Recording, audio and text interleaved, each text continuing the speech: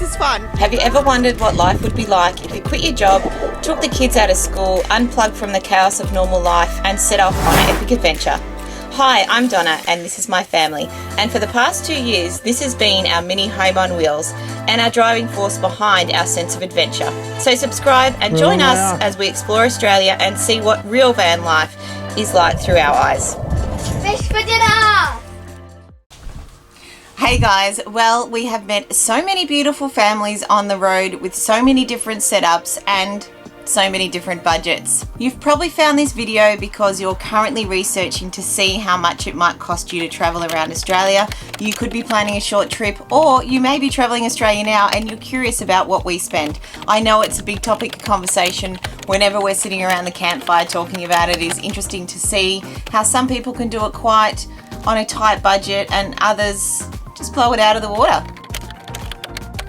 Let's firstly talk about our caravan setup. We have a full-size caravan with stove, oven, washing machine, full shower and toilet. The reason why I'm mentioning this is because it does make it easy for us to camp off-grid. We don't have lithium batteries, but we do have 2 lots of battery and good solar, and that gets us through. We can also hold 180 litres of water, so that tends to get us between 7 and 10 days, depending if we're at the beach.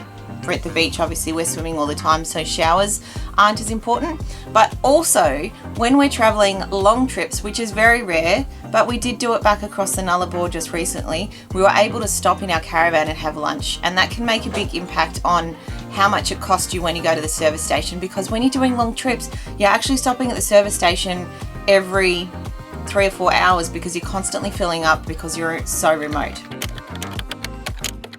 Our first topic is going to be accommodation. Now, we tend to camp off-grid usually between 5 to 7 days. That it could be free for those days, or it could be $22. Usually it's $22 or somewhere around that if it's like a Parks WA or one of those kind of parks where you might even get a toilet included in that.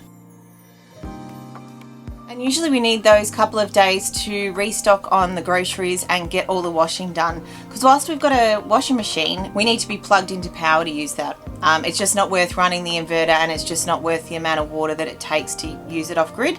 Sometimes when we've camped off grid for 2 weeks, we've actually just washed in a bucket, and it's usually just underwear. And for caravan parks, the average we find is about $50. You can get them cheaper in more remote areas inland.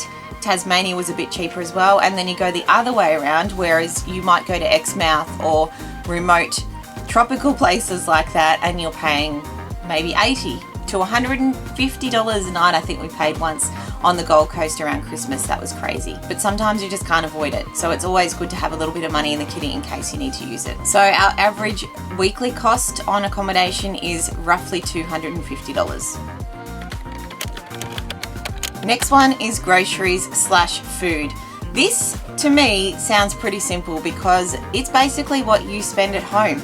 But the only thing you do have to bear in mind is when you get to some remote areas where there's not much choice on shopping, i.e. can't go to Woolworths or Coles, it might cost you a little bit more. And you've really got to plan your trip from Broome across the Gib and also Cape, those kind of places. If you don't have all your food that you're taking with you, it'll cost you a little bit more money. We also noticed too, when you have to go to the smaller IGAs, our bill can go from say $250 to $300 a week up to $550 a week, so that can make an impact as well. Home, we normally spend $300 to $350 a week, so I'll note that down as what our grocery bill is, because in general it should be the same as what it is at home. However, we do like to go to the pub or go out to a restaurant and have something to eat out. Just nice to immerse yourself in the community, so therefore I'm adding $150 extra for going out for dinner, but I have to be honest, that is sometimes more than once a week. But for this video's sake, on average it's $500 a week for groceries and food. Okay, fuel. This is a tough one because it depends on how you're traveling. For us, we tend to try and stay at places for more than a week just to sort of get to know the area a little bit more, and we tend to only travel 3 to 4 hours each time we make a trip. Of course, that's not the rule all the time, because other times we're hightailing it to certain places to meet friends, yes, but also to meet accommodation bookings. For example, Exmouth, we've had to travel there once in 2 days from Broome. If you work on 30 litres per 100 k's and you're paying $1.50 per litre, then you're looking at close to $200 just for that travel. And let's say we're doing some exploring, obviously where we're camping, maybe some four-wheel driving, you have to add at least $50 for that. Our average fuel is around $2.50 per week, but bear in mind, like I said, if you're traveling from Broome to Exmouth, that's going to probably cost you maybe even $1,500. It'll be up to like $1.80 per litre in those sorts of areas, and Cape York as well was right up there. I mean, that seems pretty simple, doesn't it? Because that's $1,000 a week, and that's the magic number apparently. But for us, we also like to have a bevo. Got to add on a box of beer and some wine, so there's another $100. And sometimes if you're traveling with the crew, happy hour can happen most days. So, you know, you could add on more if you want.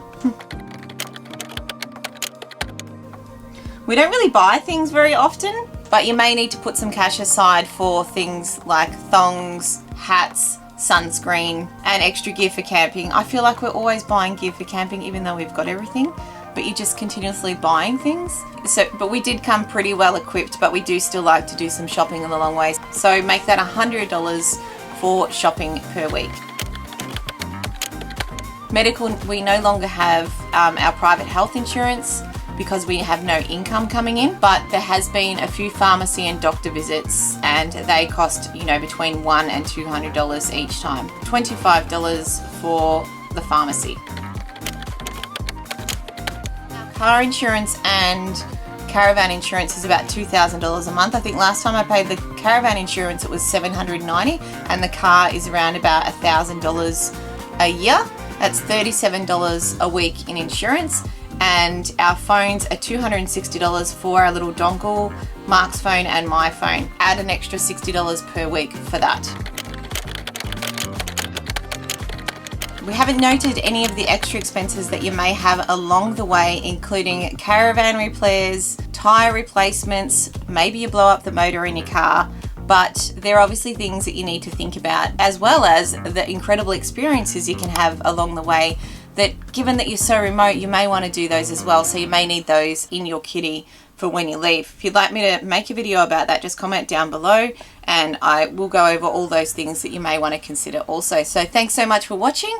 We hope that you enjoyed this video, and if it was helpful in any way, please hit the like button, make a comment down below and let me know what you're doing and where you're from. We'd love to hear from you. Subscribe if you'd like to see more of our content. We'll see you next time. Thanks for watching.